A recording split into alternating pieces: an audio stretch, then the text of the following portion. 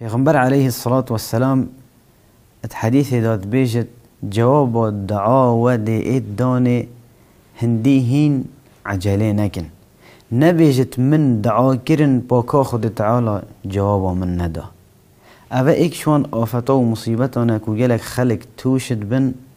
ات بت سبب هنده کو او بیهیوی بن و بی امید بن ایدی دعاش خود تعالی نکن. دی بیجن ما دعا کر و جواب ما نهاد دانه، دی بت سبب هنده بیهیوی و بی امید بن ایدی دعاش خود تعالی نکن، مانه هر ایدی جواب من ناید دانه. بل امروه ایماندار وکی پیغمبر علیه الصلاة والسلام حدیث دوم دیارت کد گافاوی دعاش خود تعالی کر او سه تشت ید بوی هین الا یان خود تعالی دی جوابی دنیا دا قبیل کد و دی دعاوی بوی اینت جه،